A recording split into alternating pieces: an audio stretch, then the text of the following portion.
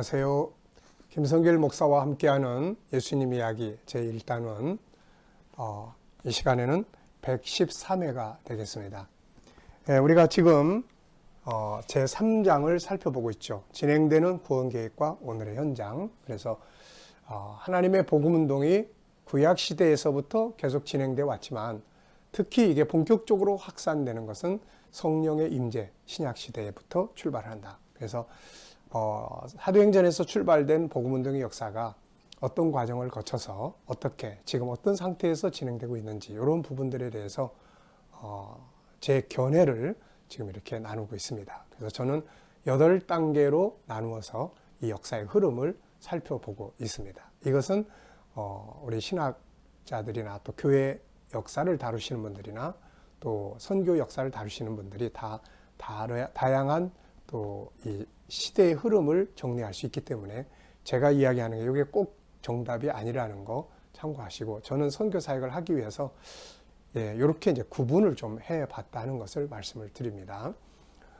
물론 이제 이렇게 시대의 흐름이 이렇게 흘러왔다고 그래서 그 자체에 복음이 필요 없다, 이거는 아니에요. 우리나라도 복음이 들어왔지만은 지금 우리나라에서 선교사님들 많이 파송하지만 사실 나이지리아나 이런 나라들에 비해서 우리나라의 선교 비율이 엄청 적잖아요. 우리나라 인구의 뭐 20%, 뭐 옛날에 많을 때는 25% 이렇게 이야기했지만 지금은 뭐 20%, 어떤 분들은 뭐 15%, 근데 나이지리아 같은 경우는 또 뭐 50% 가까이 이렇게 믿음을 가지고 있단 말이죠. 그러니까 시대의 흐름을 지금 다루는 거지, 어느 한 나라의 뭐 50%가 된 나라도 선교사님이 필요하고 20%의 우리나라도 선교사님을 보내지만은 또 우리나라가 선교사님들이 또 필요하고, 오히려 우리나라는 지금 이단들이 선교사들을 많이 보내고 있죠. 몰몬교라든지 뭐 이런 이단들이 와서 또 뭐 성경 가르치고 영어 가르치고, 그러니까 나라마다는 참 복음은 끝날까지 전파가 돼야 됩니다. 그래서 시대의 지금 흐름을 이야기하고 있다는 것을 기억하시고, 어느 나라든지 계속해서 복음은 전파돼야 되고 그걸 전해줄 사람들을 보내야 되고 또 필요로 하고 있다는 것을 우리가 기억해 주시기 바랍니다. 그래서 행여라도 저렇게 흘러가니까 지금은 이 지역은 복음 필요 없구나 이렇게 생각하시면 안 된다는 거예요. 오히려 지금 유럽에 선교사님들이 많이 필요하잖아요. 유럽. 여러분, 우리나라의 선교사, 최초의 토마스 선교사님이 우리나라에 파송돼서 순교했던 그의 영국의 웨를즈 교단이잖아요. 이 웨를즈 교단에 지금 우리 한국 선교사님들이 또 가서 선교 사역하고 복음 전하고 일하시는 분들이 여러 분 있는 것으로 알고 있습니다.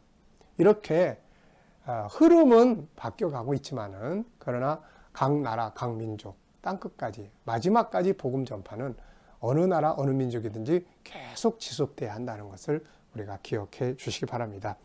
자, 그러면 이제 지난 시간에는 이제 6단계까지 살펴봤어요. 제1단계는 사도행전 시대를 이야기를 했고, 2단계는 교부 시대로부터 교황이 처음으로 정치화되기 시작하던 이제 AD 540년까지. 그리고 이제 3단계는 이때부터 시작해서 종교개혁, 1000년이 지난 루터가 종교개혁하기까지. 그리고 루터의 종교개혁으로부터 공산주의 혁명이 일어나기까지. 그리고 공산주의 혁명으로부터 시작을 해서 오늘에 이르기까지의 역사를 이렇게 6단계로 봤습니다.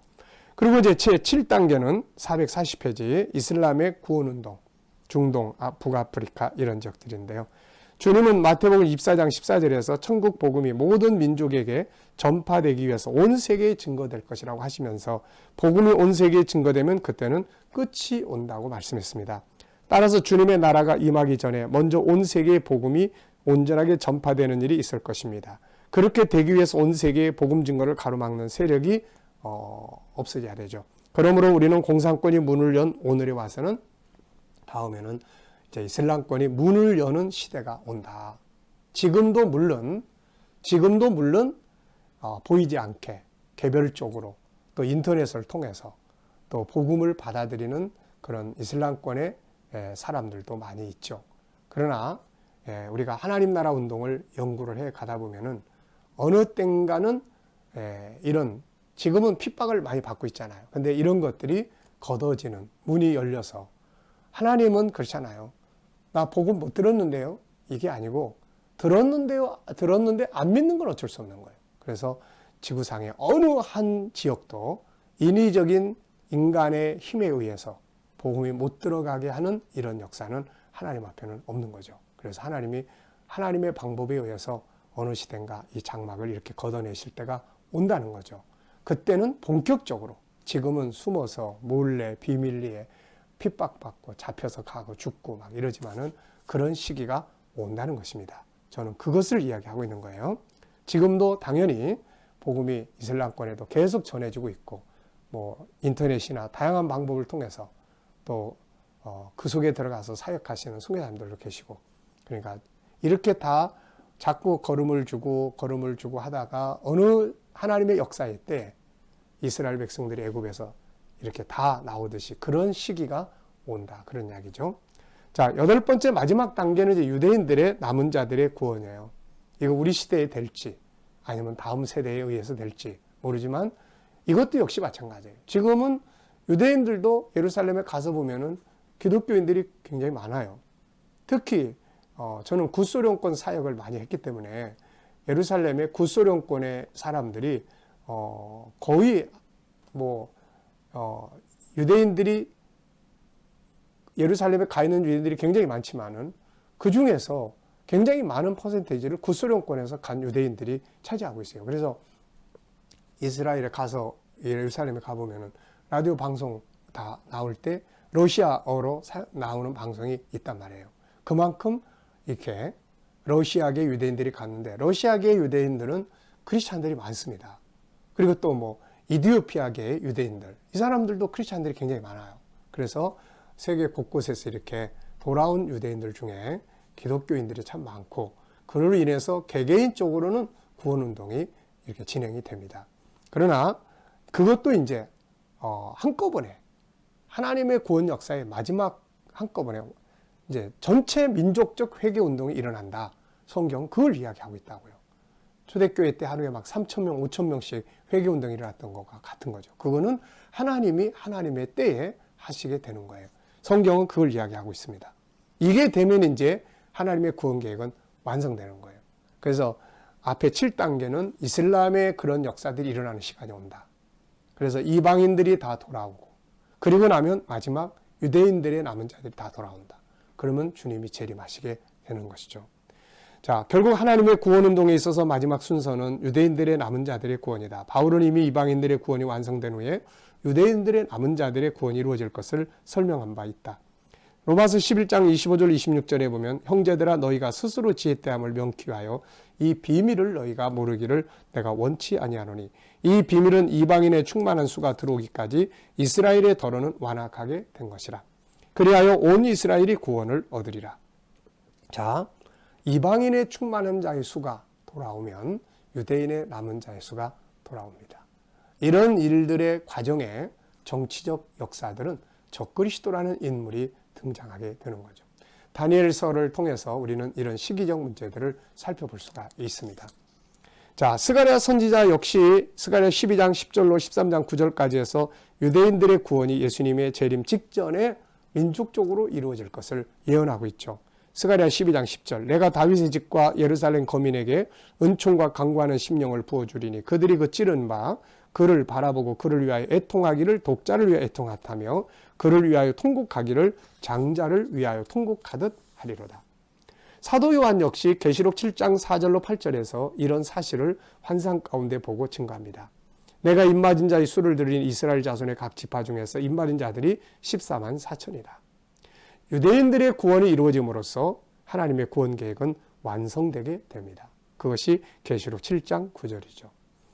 이 일 후에 내가 보니 각 나라와 족속과 백성과 방언에서 아무라도 능히 셀 수 없는 큰 무리가 흰옷을 입고 손에 종려가지를 들고 보좌 앞에과 어린 양 앞에 모이게 되는 것을 요한이 본 것이죠. 자, 여러분, 시대적 흐름은 다양하게 이해할 수 있지만 분명한 거 하나는 하나님은 모든 나라, 모든 민족이 다 구원받기를 바라신다는 것이죠. 그래서 먼저 믿은 우리들, 바로 그런 하나님의 간절한 소원과 그것을 깨달은 하나님의 사람들의 아픔에 의해서 오늘날 우리도 복음을 받은 것입니다. 바울은 로마서 1장에서 자기는 복음의 빚진 자라고 이야기를 합니다. 우리 예수 믿는 사람들은 다 빚진 자들이에요. 복음의 빚진 자. 누군가가 우리의 구원을 위해서 기도했던 그 기도의 빚. 네. 세계 어느 나라에서 우리를 위해서 기도했던 그 조선 땅에 복음이 들어가기 위해서 기도했던 그 빚이 있다고요. 그 빚. 그리고 그 일을 이루기 위한 세계교회의 도움과 헌신이 있었단 말이죠.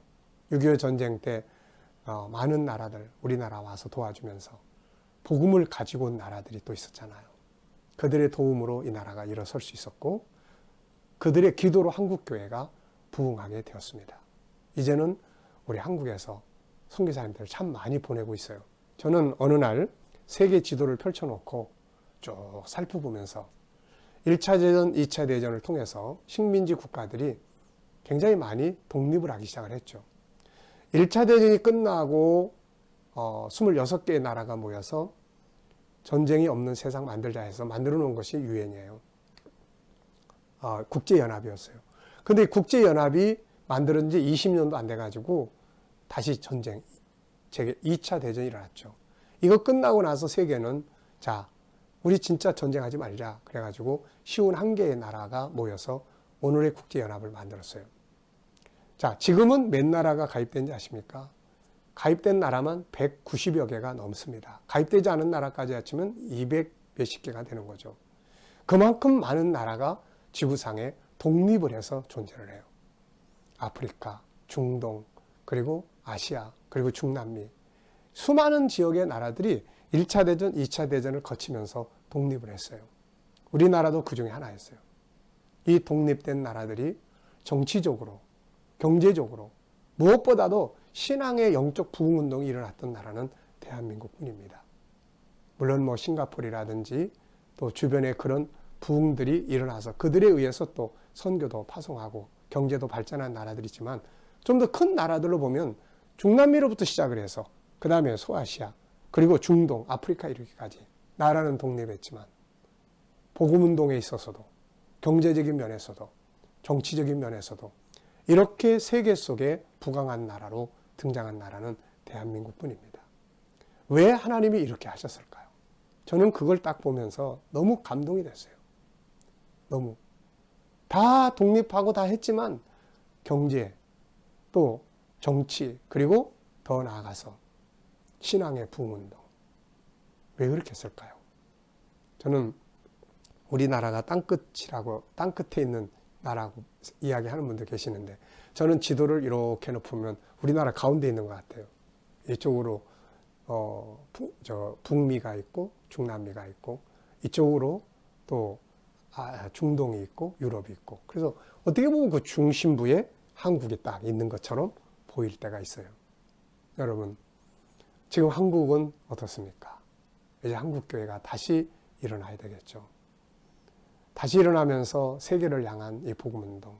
그래서 우리 모든 성도들이 교회가 더 나아가서는 우리의 자녀들이 세계 선교에 대한 비전을 품고 아브라함이 이삭이 야곱에게 전달한 것처럼 우리도 그렇게 훈련해서 우리를 통해서 마지막 세계 복음운동의 역사가 완성이 돼서 주님의 나라가 임할 때 정말 영광을 함께 나눌 수 있는 그런 나라가 돼야 하고 그런 교회가 돼야 되고 그런 성도들이 돼야 하고 그런 자녀들이 되어져야 할 것입니다. 자, 이 시간 말씀을 여기서 마치겠습니다. 감사합니다.